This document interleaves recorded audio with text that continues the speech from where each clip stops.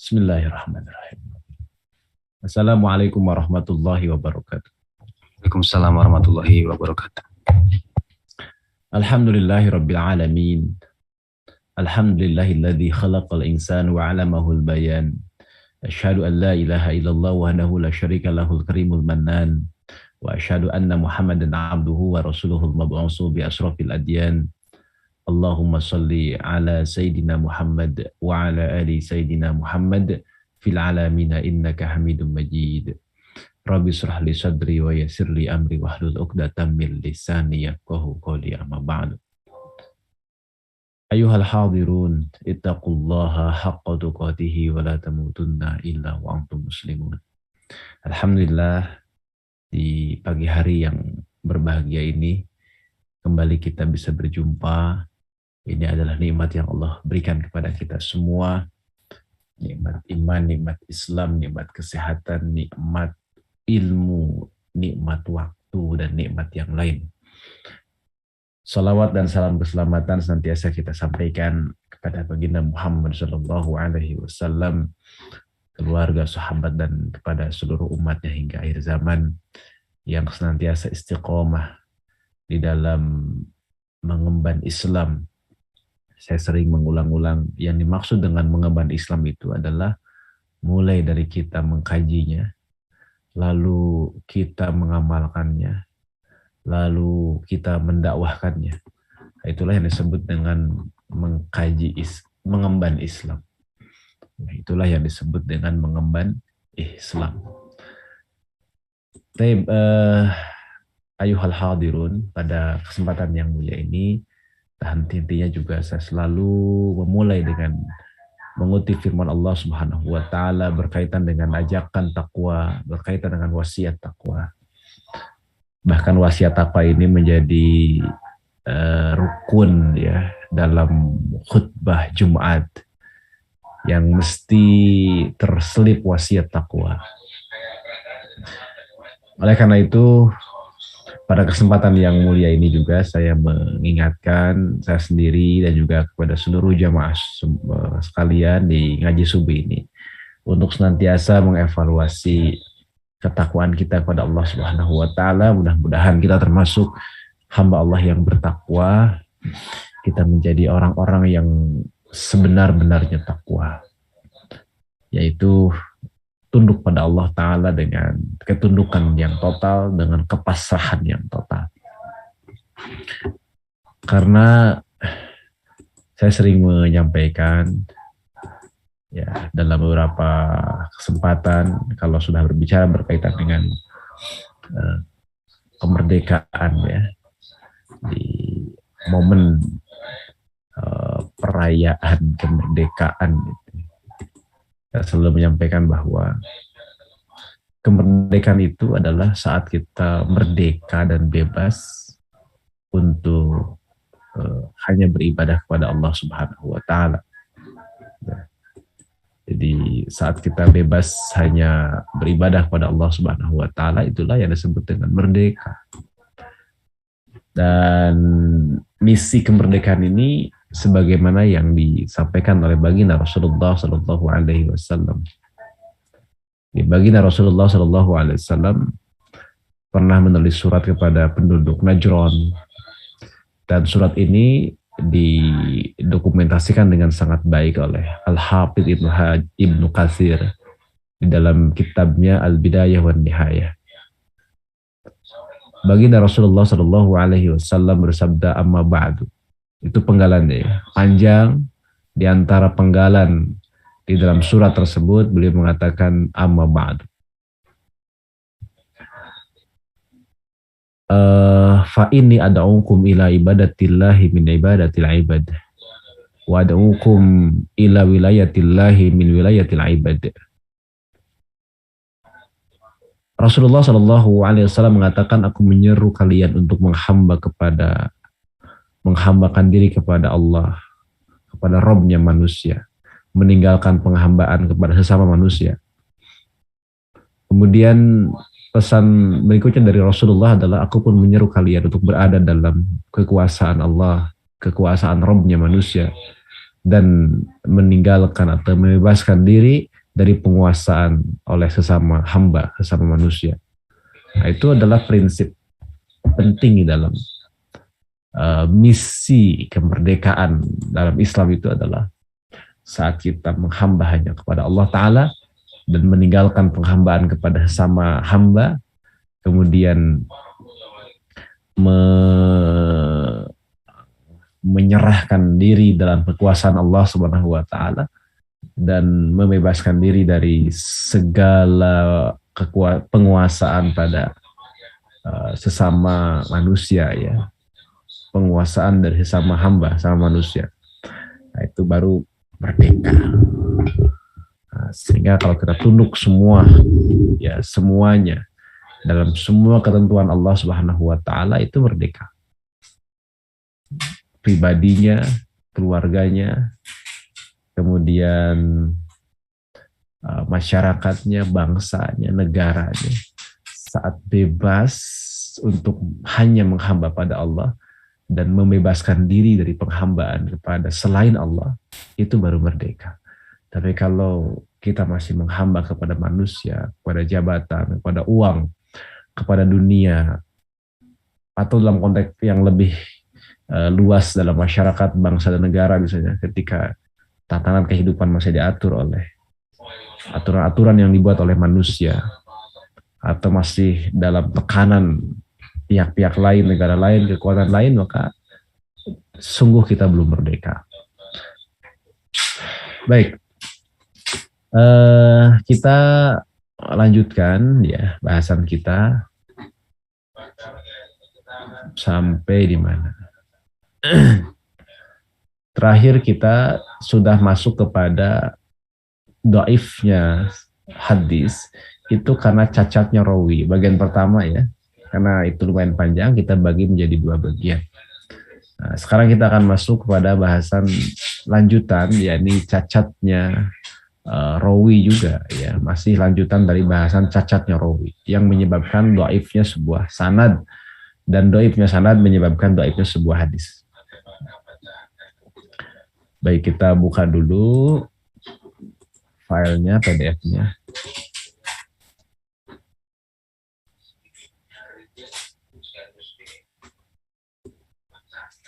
Kita lihat dulu.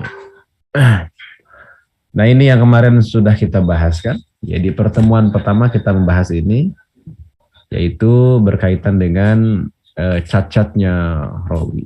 Ya, kita bacakan dulu ya. Bismillahirrahmanirrahim. Qala al-musannifu al-Hafidz Ibnu Hajar al-Asqalani fi kitabih Nukhbatul Fikr fi mustalahi ahli al-athar wa nafa'ana bihi wa bi'ulumihi wa bi'ulumikum fi daraini amin ya rabbal alamin. Thumma ta'nu imma ay yakuna likadhibi rawi aw tuhmatihi bidzalik aw fuhshi ghalatihi aw ghaflatihi aw fisqihi aw wahamihi aw mukhalafatihi aw jahalatihi aw bid'atihi aw su'i hifzihi. Jadi ada 10 ya total. Kemudian cacatnya rawi, at-ta'nu di sini adalah cacatnya rawi. Ada kalanya karena kedustaan rawi, atau rawi tersebut tertuduh dusta, atau au fuhsyi ghalat, yakni parah kekeliruannya, kesalahannya, atau ghaflah, lalai, atau fasik, atau waham, ragu, atau mukhallafatihi, yakni mukhallafah, bertentangan atau berselisih dalam riwayat yang lain. Au jahalatihi, majhul, tidak dikenal kondisi keadilannya. Au bid'atihi, atau masuk dalam kategori firqah bid'ah, masuk ke dalam kelompok bid'ah. Au su'i hifzihi, atau buruk hafalannya. Nah, 5 ya, khamsatun tata'allaku bil adalah wa khamsatun tata'allaku bid dhabt. Jadi 5 itu berkaitan dengan keadilan, dan 5 lagi berkaitan dengan kedhabitan. Yang berkaitan dengan keadilan di sini berarti dusta, tertuduh dusta, kemudian fasik, jahalah, dan bid'ah. Nah, ya. Sisanya itu berkaitan dengan kedhabitan. Dari mulai fuhsyul ghalat, ghaflah, kemudian yang ketiga adalah waham, yang keempat mukhalafah, yang kelima adalah su'ul hifzi, ya, buruknya hafalan. Nah, 5 berkaitan dengan keadilan, 5 berkaitan dengan kebabitan. Kemarin kita sudah membahas tentang hadis maudhu. Ya, hadis maudhu ini adalah karena sebab pertama, fal awwalu itu yang pertama ini. Ayyakuna likadhibi rawi, likadhibi rawi. Kalau rawinya dusta disebut hadisnya maudhu. Kalau rawinya tertuduh dusta disebut hadisnya matruk. Nah, kemudian yang berikutnya, yang ketiga itu adalah fuhsul ghalat. Nah, itu yang menyebabkan hadisnya disebut hadis munkar. Ala ra'yin menurut satu pendapat. Demikian juga sebab yang keempat dan kelima. Sebab yang keempat dan kelima ini mana? Yang keempat ini adalah ini. Ya, ghaflah dan fasik. Jadi fuhsul ghalat, ghaflah dan fasik itu berarti menyebabkan hadisnya munkar. Ya. Kemudian kemarin sudah masuk kepada waham. Waham ini tuli alaihi bil qara'in wa jam'i turuki fal mu'allal. Ya. Waham, ada keraguan pada diri rawi jika dilakukan penelaahan, penelitian di atasnya dengan berbagai macam qarinah-qarinah yang ada, dan juga jam'i turuq dengan melakukan jam'i turuq, yakni menghimpun seluruh jalur periwayatan hadis, maka hadis tersebut disebut dengan mu'allal atau mu'al. Jadi hadis mu'allal itu hadis yang ada cacatnya, ilatnya, dan diantara sebab utamanya adalah karena waham, ada keraguan. Saya kira sampai itulah ya poin utama yang kita bahas.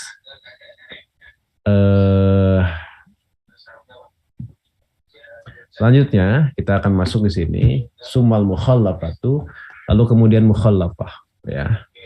Bahasa selanjutnya adalah mukhallafah. Terjadinya perselisihan atau perbedaan dengan riwayat yang lain, itu disebut mukhallafah.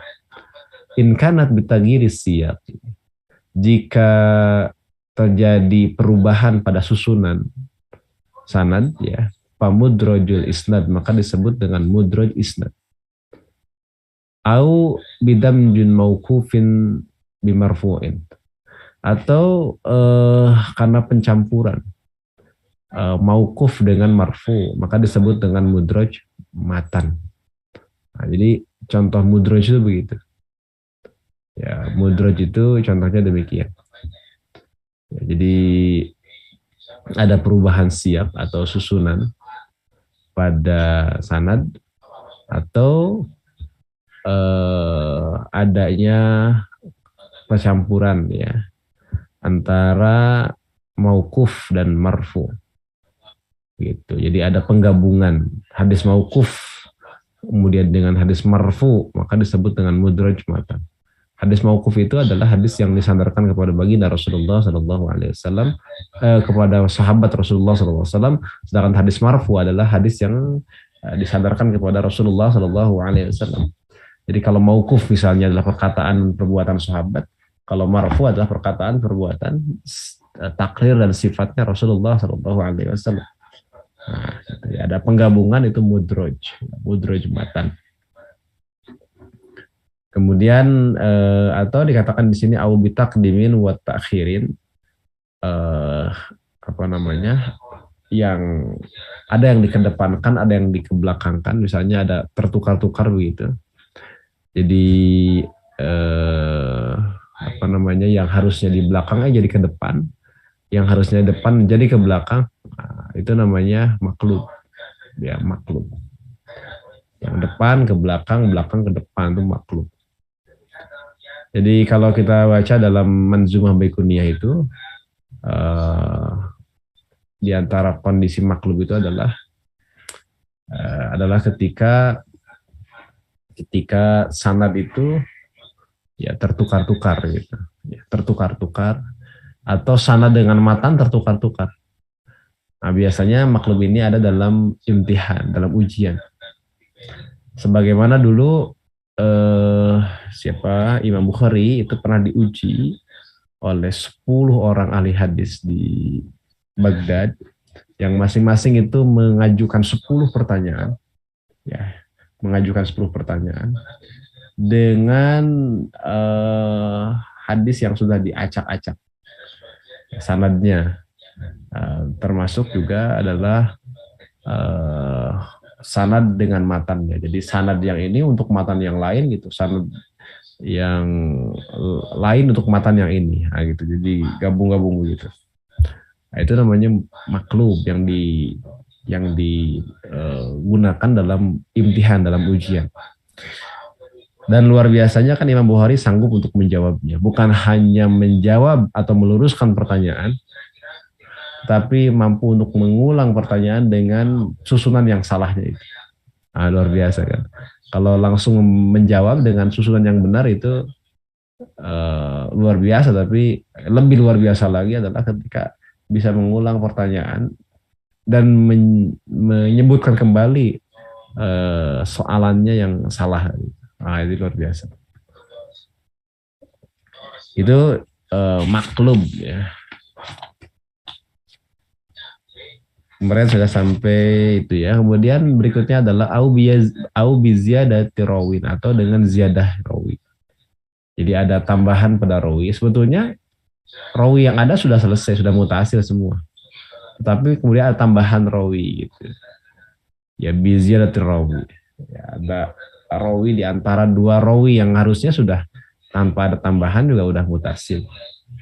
Nah, ini yang kemudian dimasukkan ke dalam bahasan al-mazid fi mutasilil asanid, tambahan pada sanad yang sudah mutasil. Apakah tambahan model ini boleh atau tidak? Nah, itu tergantung nanti ya, tergantung kondisinya dan penjelasannya memang cukup panjang. Nah, saya perlu menyampaikan beberapa contoh dulu nih supaya tidak bingung. Karena kemarin sudah sampai mu'al ya, berarti sekarang kalau mudroj itu tadi, mudroj itu adalah tagir siap, ada perubahan siap atau tercampurnya marfu dengan mauquf.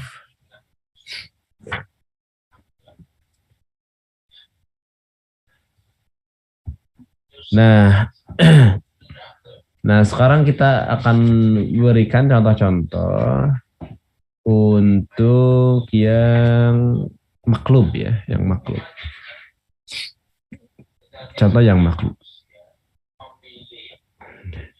Contoh misalnya begini, ini ada hadis Nabi Shallallahu Alaihi Wasallam disebutkan di sini untuk contoh maklub di sini ya. Contoh takdim dan takhir di sini. Ya ini katakan waqad yaqa'ul qalb fil matni aidan. Ya, jadi maklub juga bisa terjadi pada matan ya, pada matan. Ka hadis si Abi Hurairah ingda Muslimin, seperti hadis Abu Hurairah ya dalam riwayat Imam Muslim, fi sab'atil ladzina yudhilluhumullahu tahta dzilli arsyihi. Jadi tentang 7 orang yang mendapatkan perlindungan dari Allah Subhanahu wa taala di bawah arasy, di bawah perlindungan arasy. Disebutkan fafihi warrajulun tasaddaqa bisadaqatin fa hatta la ta'lama yaminuhu ma tunfiku shimaluhu. Ya. Jadi hadis ini berbunyi seseorang yang mendapatkan perlindungan itu diantaranya adalah seseorang yang mensedekahkan atau yang bersedekah. Lalu ia menyembunyikan sedekahnya hingga la ta'lama yaminuhu, hingga tidak mengetahui yaminuhu tangan kanannya, ma yunfiku shimaluhu apa yang diinfakkan tangan kirinya. Nah, itu maklub. Fahadza mimma in qalaba ala ahadir ruwati. Jadi ini awal mulanya karena adanya maklub tadi. Ya, pada salah seorang rawi terjadi inqalaba. Yang benar apa? Yang benar itu adalah hatta la ta'lama shimaluhu ma tunfiku yaminuhu. Yang benar itu adalah tidak diketahui katanya tangan kirinya tidak mengetahui apa-apa yang diinfakkan oleh tangan kanannya gitu ya. Itu yang betul. Kama fis sahihain, sebagaimana yang termaktub dalam sahihain. Begitu. Jadi yang berinfaknya tangan apa? tangan kanan, ya berarti tangan kiri yang tidak dapat melihat apa yang diinfakkan tangan kanan. Gitu. Ya. Atau bisa jadi apa namanya? Kalau dibalik itu jadi aneh kan? Berarti berinfak dengan tangan kiri. Nah, lazimnya berinfak itu melakukan kebaikan itu dengan tangan kanan. Si tangan kiri itu nggak tahu apa yang diinfakkan oleh tangan kanannya. Itu bukan dibalik, tangan kanan nggak tahu apa yang diinfakkan tangan kiri. Itulah poinnya. Kemudian yang berikutnya, tadi kalau al-mazid fi mutasil asanid saya kira akan tergambar kalau nanti iwafillah sudah masuk ke dalam praktik ya. Sudah masuk ke dalam praktik. Jadi sudah apa namanya sudah meneliti sebuah hadis, nah itu akan kerasa sekali. Ya, posisi tentang al-mazid fi mutasilil asanid. Nah, iwa fillah dirahmati Allah Subhanahu wa taala. Jadi tambahan pada sanad yang mutasil ini itu bisa diterima ya. Pada kondisi tertentu dengan ketentuan-ketentuan tertentu itu masih bisa diterima. Nah, kemudian yang berikutnya adalah dikatakan di sini au bi ibdalihi wala murajjiha fal muttaribu wa qad yaqa'u al ibdalu amdan imtihanan. Nah, kalau di sini muttarib itu adanya dalam imtihan kalau di sini muttarib itu. Memang definisi-definisi yang diajukan oleh Ibnu Hajar di sini ada beberapa yang berbeda dengan apa yang diajukan oleh ulama yang lain, termasuk yang tadi saya sebutkan dalam Manzumah Baikuniyah. Ya, kepentingan imtihan itu justru di Manzumah Baikuniyah itu di hadis maklub ya, bukan di hadis muttarib. Nah, jadi sedikit berbeda dalam memahaminya. Nah, jadi kalau mutharib sudah lain lagi, itu kondisi mutharib sudah lain lagi. Jadi apabila karena pergantian rawi kan ada ibdal rawi, pergantian rawi. Nah kemudian tidak ada yang dirajihkan, fala murajjiha, tidak ada yang dikuatkan. Jadi sama-sama sebanding selevel. Ya. Selevel tidak ada yang dikuatkan salah satunya, maka disebut dengan mudharib. Jadi ada keguncangan. Nah, apabila ini dan itu katanya dikatakan pergantian rawi ini kadang sengaja dilakukan untuk melakukan imtihan, pengetesan, ya ujian. Ya. Nah, kalau di beberapa kitab yang lain justru termasuk di Manzumah Baikuniyah untuk am dan imtihanan itu adanya dalam maklu bahasan itu, bukan dalam mutharib. Kalau mutharib itu secara zat udah apa namanya lemah gitu secara ini. Jadi hadis dhaif itu hadis mutharib itu hadis dhaif. Secara asalnya juga sudah dhaif karena saling bertentangan dari berbagai macam ini ya, dari berbagai macam sisi itu bertentangan, dari berbagai macam aspek, berbagai macam sisi itu bertentangan. Nah, itu makanya mutharib tidak bisa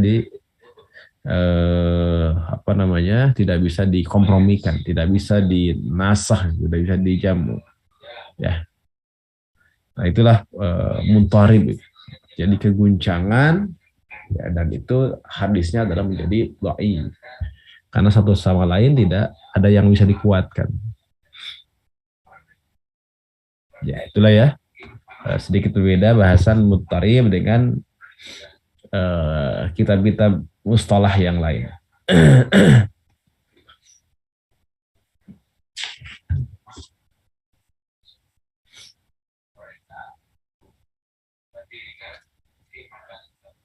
Nah, makanya di sini kenapa dikatakan misalnya bahwa waqad yaqa'ul ibdalu amdan. liman yuradu ikhtibaru hibzihi imtihanan min fa'ilihi kama waqa'a lil Bukhari wal Uqaili wa ghairihima. Nah, itu contohnya adalah tadi apa yang terjadi pada Imam Al-Bukhari kan. Ya, itu sangat terkenal. Tapi bukan di Mutarib kalau di kitab-kitab yang lain. Adanya di maklum istilah itu. Yang Mutarib itu adalah kondisi di mana sudah sejak awalnya sudah tidak dapat digunakan sebagai hujah karena dia adalah hadis yang dhaif. Selanjutnya adalah kita akan mengkaji terkait dengan perubahan pada huruf ya. Jadi au bitaghyiri hurufin ma'a baqa'is siyaqi fal musahhafu wal muharrafu. Nah, dikatakan di sini apabila mukhalafah itu karena perubahan huruf katanya. Bitaghyiri hurufin. Perubahan huruf. Namun urutan sanadnya tetap, siaknya tetap. Ya, maka disebut dengan musahhaf wal muharrab. Ya, jadi kesalahan dalam penulisan dan pengucapan. Ya, musahhaf wal muharrab. Kalau musahhaf itu kesalahannya pada penulisan. Kalau muharrab itu pada pelafalan. Nah juga tidak ada pada perubahan huruf ya. Kalau terjadi maka itu masuk ke dalam musahhaf dan muharrab. Nah, itu ya kurang lebih demikian. Kalau musahhaf itu begini, itu fa in kana dzalika binisbati ila naqati fal musahhaf. Jadi kalau musahhaf memang sama persis itu ya. Kemudian kalau muharrab itu perubahannya cara bacanya saja, salahannya. Ya ini syakalnya misalnya. Nah, itu contohnya itu demikian.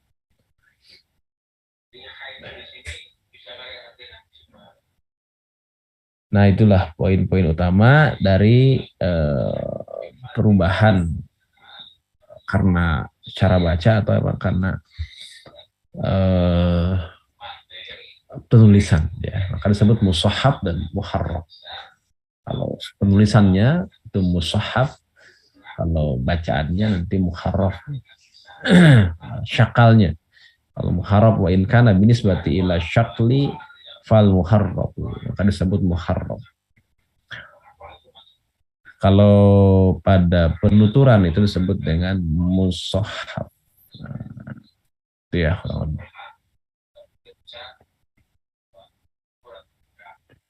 Kemudian wafila yang dirahmati Allah Subhanahu wa taala. Yang selanjutnya di sini katakan wala yajuju yata'amudu taghyiril matni bin naqsil muradifi illa li'alimin bimma yuhilul ma'ani.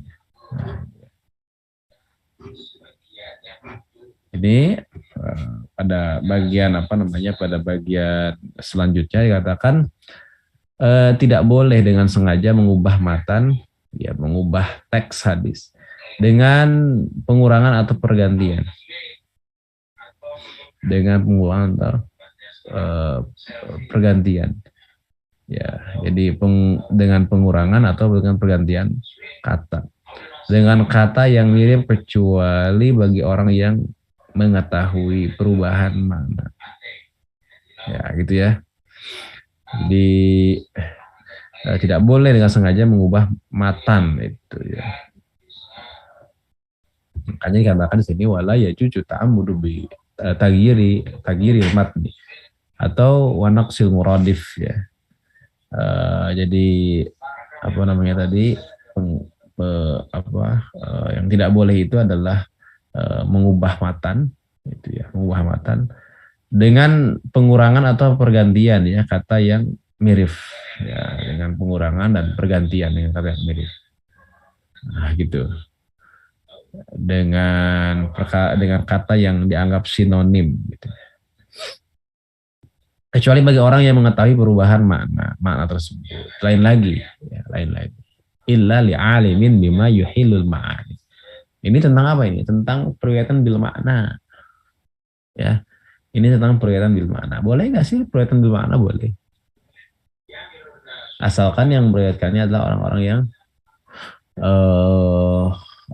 yang meriwayatkan dengan makna itu adalah orang-orang yang betul-betul ya, dia itu adalah seorang rawi yang adil dan juga dhabit. Ya, rawi yang adil dan juga dhabit. Jadi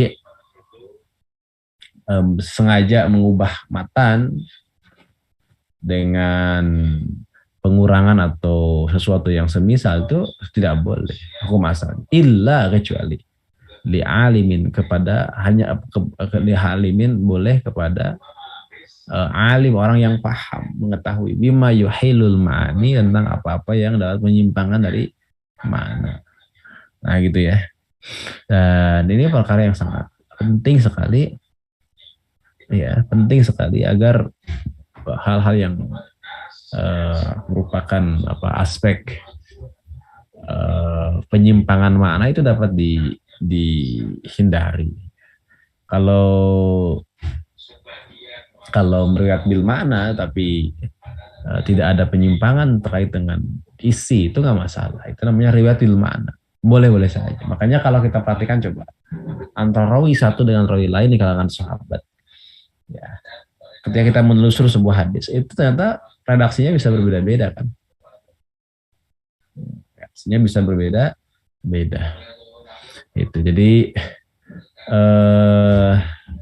ini yang mungkin perlu ya dipastikan kembali. Yang jelas memang riwayat bil mana itu adalah riwayat yang dibolehkan secara syariat.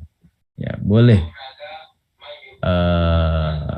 seorang rawi meriwayatkan hadis secara makna. Tidak utuh gitu, teksnya tidak utuh. Mungkin dia ringkas. Dilakukan ikhtisar, dia lakukan ikhtisar ringkas.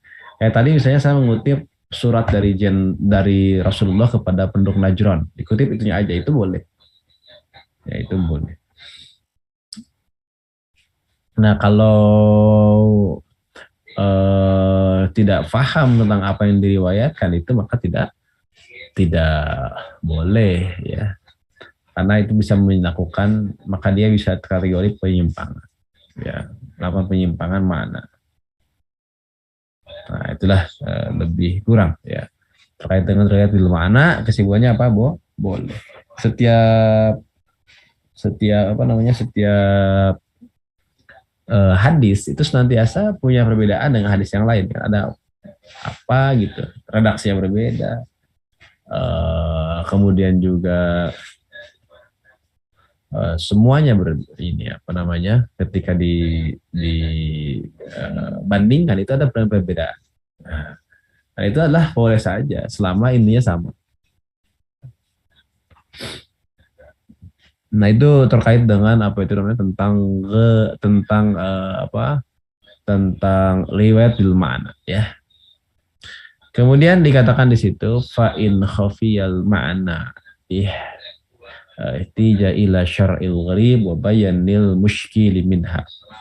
Dan apabila ada apabila makna suatu kata tidak jelas, ya, gharib, asing, maka perlu penjelasan atau syarah atas kata yang asing dan penjelasan atas kata-kata yang yang sulit ya. Oh iya.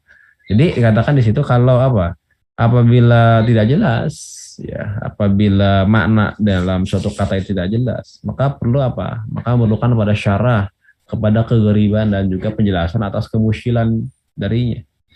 Nah, itu. Jadi ini perkara hal yang penting untuk merujuk kepada syarah terhadap gharib hadis dan penjelasan atas muskilnya.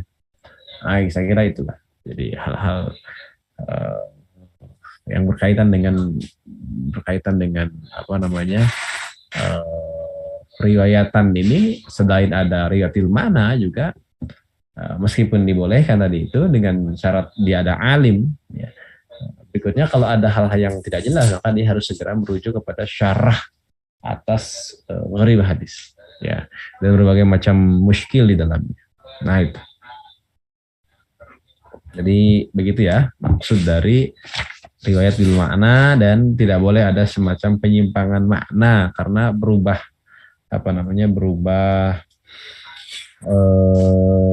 ini ada perubahan dalam susunan redaksi yang disampaikan oleh rawi, dan itu wajar saja. Ada beda dikit baca saja. Dulu pernah kita sebutkan contohnya ya. Contoh misalnya gini. Contoh itu waktu itu hadis yang afdhurul jihad ya, pernah ingat ya? Waktu kita contohkan. Afdhurul jihad di kalimat tu adlin, ada afdhurul jihad kalimat tu hakin. Nah, ya, jadi kalimat tu adlin atau kalimat tu hakin. Nah, itu saling melengkapi. Ya. Itu dua-duanya benar. Nah, kemudian misalnya bisa kita lihat misalnya dalam contoh-contoh yang lain, ya contoh yang lain yang jumlahnya ya banyak lah. Bisa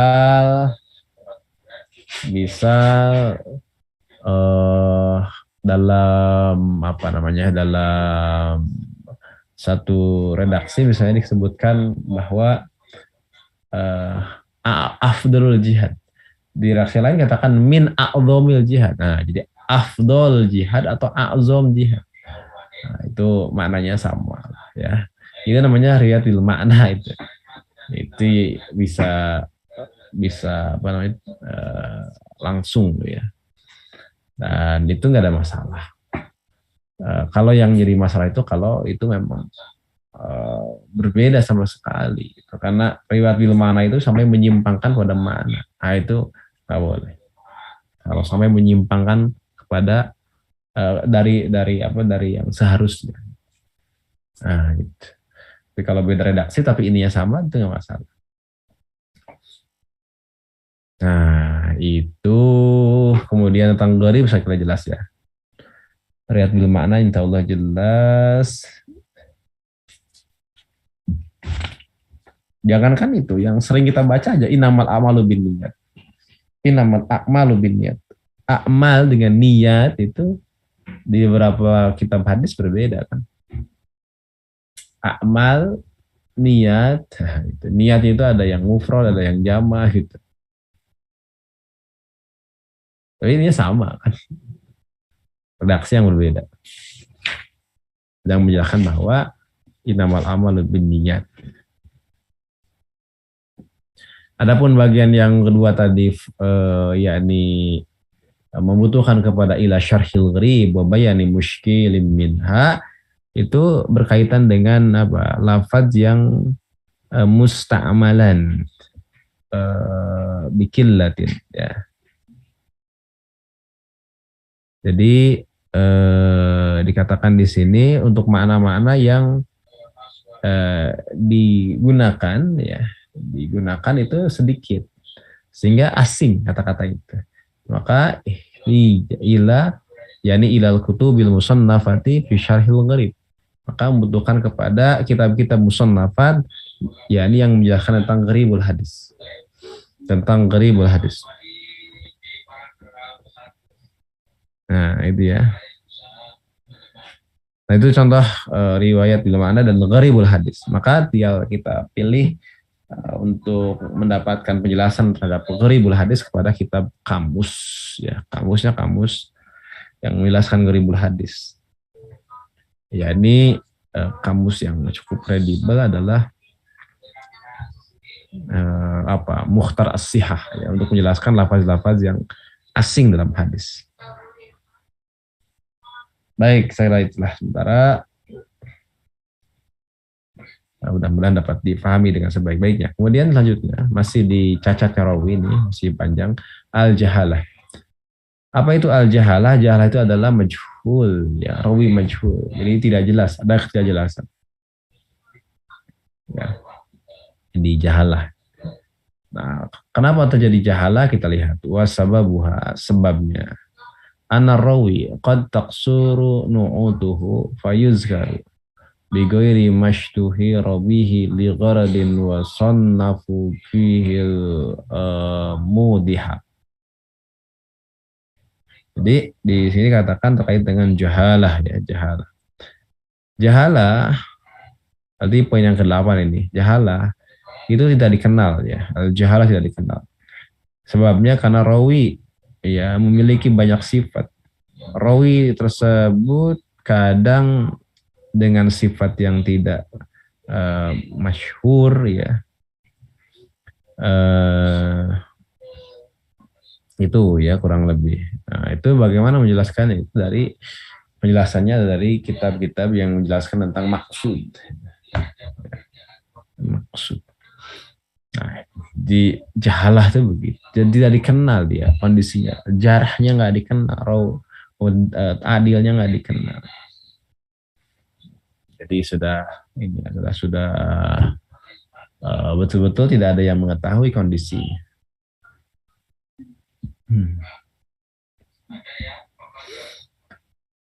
Baik, itu tentang gharibul hadis. Coba kita lihat beberapa penjelasan yang perlu saya tambahkan di sini.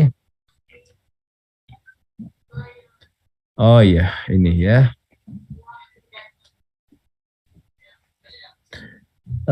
Wafilah Allah Subhanahu wa taala, pada kesempatan yang mulia ini, pada kesempatan yang mulia ini saya perlu menyampaikan satu hal berkaitan dengan apa nih tentang konsep jahalah ini ya, tentang jahalah ini. Maka kondisi jahalah ini adalah kondisi yang harus kondisi yang harus di ketahui dengan segera kondisinya itu, karena jahalah itu belum menunjukkan apa-apa kan. Dia itu menjadi jarh atau ta'dil tergantung dari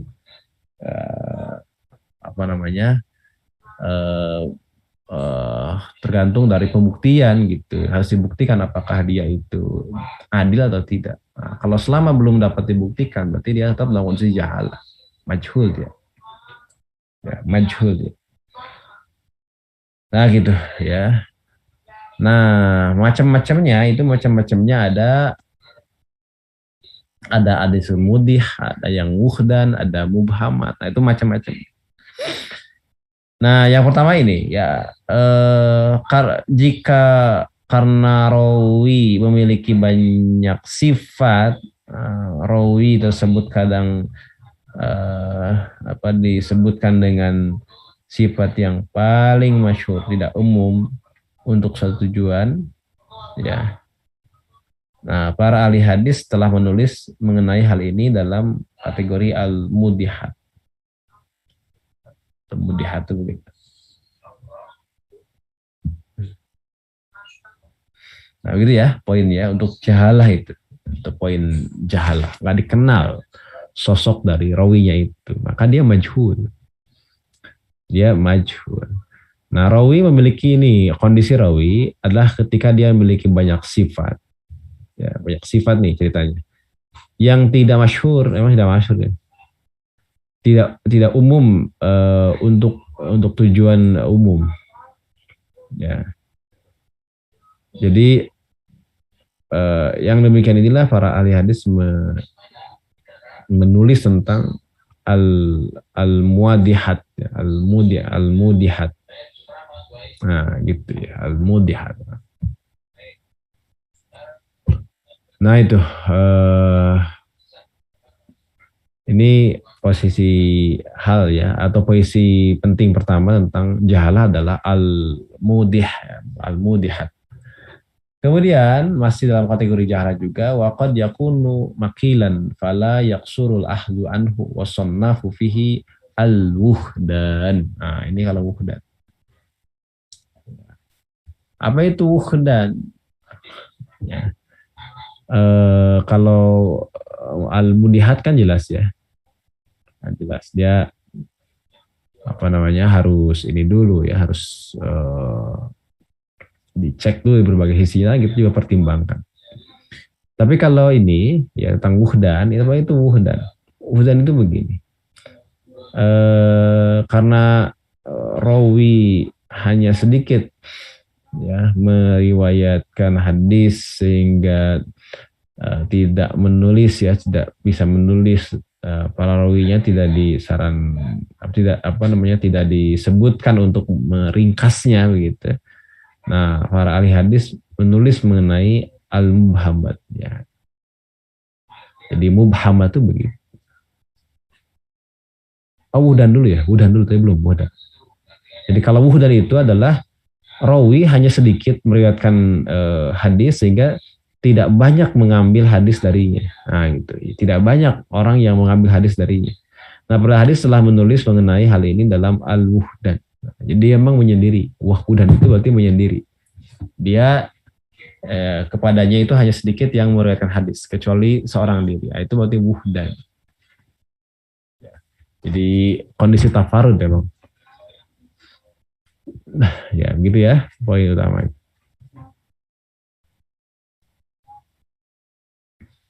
Jadi dia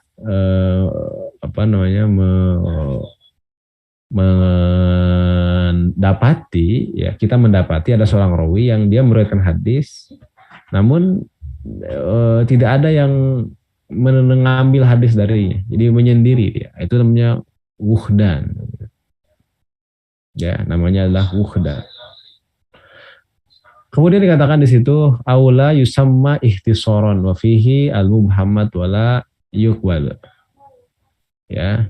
Atau yang berikutnya adalah tidak disebutkan la yusamma ihtisaran. Ya. Jadi ini pada poin berikutnya kan jadi disebutkan nama nama rawinya namun meriwayatkan sendirian kan, itu tadi sudah jelas itu masuk dalam kategori wuhdan. Nah, kalau Muhammad bagaimana? Muhammad itu beginilah. Para ahli medis menulis keterangan mengenai hal ini dalam al-mubhamat. Ya, itu ya. Nah, itu mubhamat itu begitu. Mubhamat itu tidak jelas ya. Tidak jelas. Jadi digambarkan tadi rawi tidak disebutkan untuk meringkas. Jadi karena nama rawi tidak disebutkan untuk meringkasnya, maka oleh hadis menulis mengenai hal ini dalam konteks mubham, tidak jelas mubham. Berarti namanya nggak disebutkan mubham. Nah itu ya, hadis mubham itu adalah hadis yang nama rawinya itu nggak disebutkan siapa, itu mubham. Nah, kemudian berikutnya setelah kita bicara tentang mubham itu berarti orang yang nggak disebutkan. Misalnya gini, ada seorang rawi yang mengatakan hadis ini dapatkan dari sekelompok manusia, androjulin, kan itu mubham. Ya.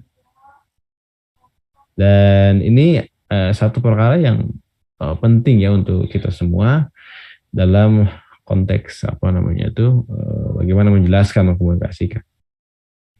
Nah, jadi intinya demikian ya.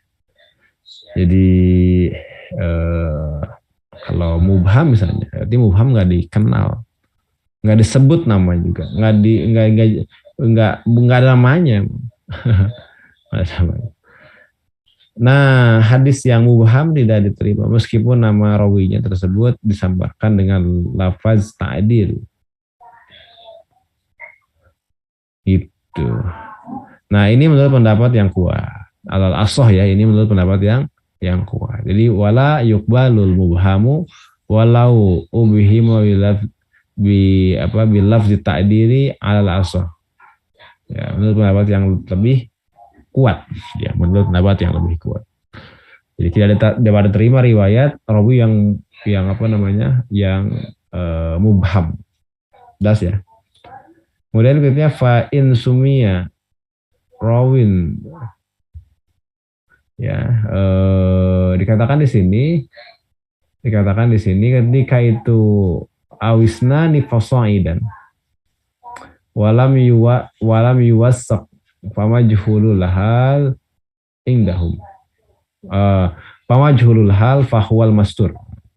Maka disebut dengan majhul hal yang istilah lainnya adalah mastur. Tapi kalau fa'in sumiya rawin wan farada wahidun anhu itu namanya majhul ain. Nah, jadi majhul ain itu begitu. Majhul ain itu adalah apabila disebutkan nama rawinya namun orang yang meriwayatkan darinya hanya sendirian, maka rawi dengan kondisi ini disebut dengan majhul hal. Jadi tidak ada yang meriwayatkan darinya kecuali dari hal, ya. Kecuali dari kondisi tertentu, maka itu disebut dengan majhul hal atau disebut dengan mastur. Lokal gitu apa bedanya dengan tadi wuhdan? Wuhdan itu adalah sedang berbicara tentang apa namanya rawi hanya sedikit, kemudian begitu luar biasa apa namanya kondisi di mana misalnya bisa meriwayatkan hadis sehingga tidak dapat mengambil dari hadis darinya. Jadi konsep wuhdan itu adalah dia itu karena rawinya hanya sedikit meriwayatkan hadis. Jadi dia sedikit sekali meriwayatkan hadis. Itu wuhdan juga. Sehingga tidak banyak yang mengambil hadis darinya. Karena dia sedikit sekali meriwayatkan hadis. Itu wuhdan.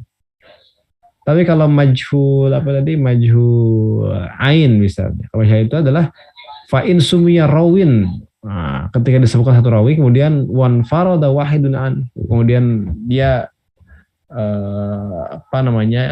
tafarud menyendiri dan hanya satu orang yang meriwayatkan darinya. Itu majhul ain. Ya, jadi satu orang yang meriwayatkan darinya, nggak ada yang lain. Itu majhul ain.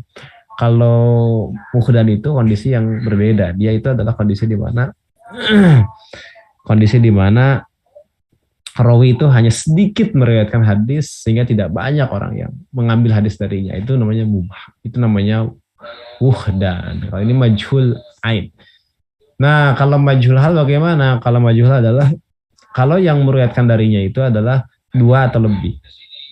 Kalau dua atau lebih maka disebut dengan nanti ya majhul hal. Nah, majhul hal. Yang jelas walam yuwasak, tidak ada yang mensikohkan ya. Tidak ada yang mensikohkan disebut dengan majhul hal atau mastur. Sama saja. Yang terakhir adalah bid'ah. Apa itu bid'ah? Bid'ah itu adalah imma bimukaffirin atau bimufassikin. Bisa jadi karena kekafiran atau karena sebab fasik. Nah, yang pertama itu yang kafir ya, fal awwalu la yaqbalu sahibaha al jumhur. Jadi tidak dapat diterima orang yang bid'ahnya itu adalah bimukaffirin. Ya. Wathani adapun yang kedua itu yang mufassik. Yukbalu malam yakun da'iyatan fil asah. Diterima selama dia bukan da'iyatan, bukan penyeru propagandis ya pada kesahihan. Ya, itulah kurang lebih.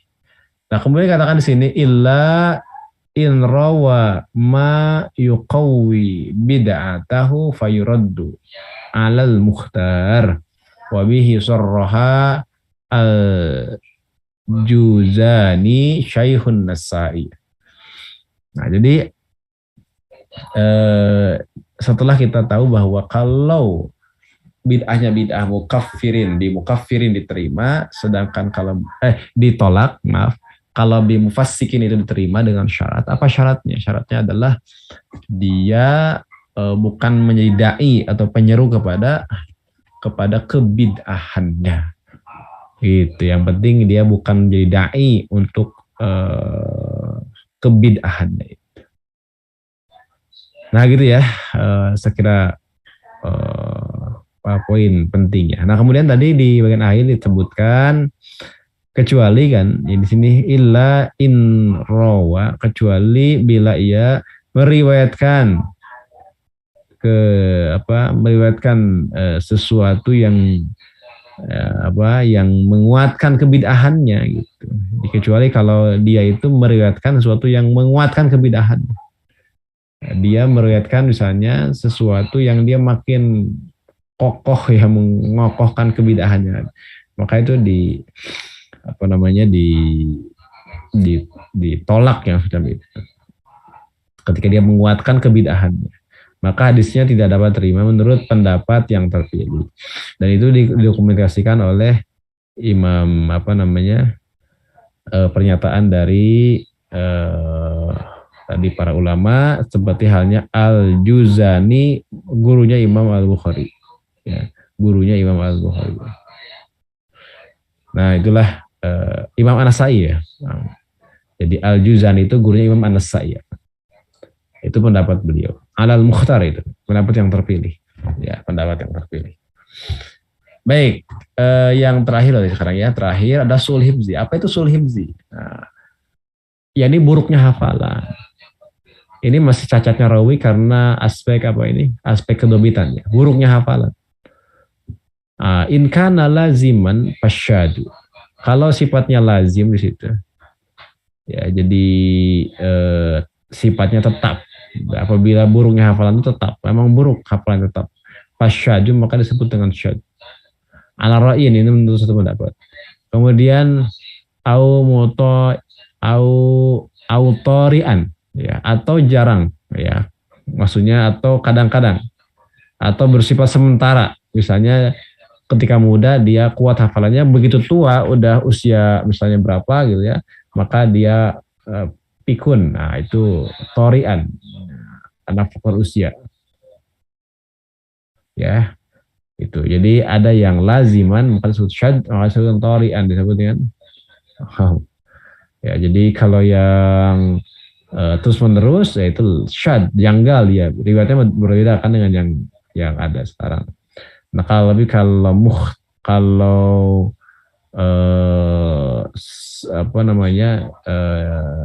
ketika yang buruk hafalan itu adalah ketika tidak permanen, ada temporer gitu. Ya ini misalnya buruknya hafalan itu adalah ketika dia udah tua. Ya, itu namanya hadis mukhtalid. Ya, mukhtalid itu adalah ketika hafalan itu seseorang itu memiliki hafalan yang tiba-tiba lupa, buruk, tapi karena kepikunan di akhir. Nah, itu namanya mukhtalid. Nah, kemudian dikatakan di sini wama tatubi as-sayyi'a wama tatubi as-sayyi'ul hifzi bimu'tabarin wa qadal musturu wal mursalu wal mudallasu. Ya. Soro hadisuhum hasanan la lidatihi bal bil majmu'. Kemudian dikatakan itu ketika hadis yang diriwayatkan oleh orang yang buruk hafalannya tadi ada tabi diikuti, ya ada tabi, ya ini jalur lain, ya dengan hadis yang mu'tabar terpercaya, maka demikian juga dengan hadis yang diriwayatkan oleh mastur, ya kondisi mastur, mursal dan mudallas, maka hadisnya berubah menjadi hasan bukan karena sendirinya tapi karena jam'ut turuk, ya karena jam'ut turuk. Jadi menghimpun seluruh jalur periwayatan. Ya, bal bil majmu' kan, tetapi dengan menghimpun seluruh jalur periwayatan. Jadi soro hadisuhum hasanan, menjadi hasan hadisnya. Tapi la lidzatihi, bukan karena zatnya, tapi karena bil majmu', ya karena dengan menghimpun di barang-barang. Ya, dengan menghimpun semua riwayat, ya, semua jalur, ya, semua jalur riwayatan. Nah, itulah kurang lebih yang disebut dengan bil majmu' di sini adalah dengan menghimpun semuanya, semua jalur riwayatannya. Nah, begitu. Jadi yang awalnya lemahnya ringan maka menjadi naik, menjadi apa? Menjadi kokoh, menjadi kuat. Menjadi hasan, minimalnya adalah hasan bil majmu', bukan hasan li zatihi. Nah, itulah kurang lebih. Jadi sul hifzi tadi ada dua ya, syad kalau lazim terus-menerus, mukhtalid kalau hanya sementara. Ya, mukhtalid itu biasanya karena pikun. Yang sebab utama itu karena pikun. Udah tua. Dulunya bagus, udah tua aja justru jadi pikun. Nah, sementara itu dulu, mudah-mudahan bermanfaat untuk kita semua. Assalamualaikum warahmatullahi wabarakatuh.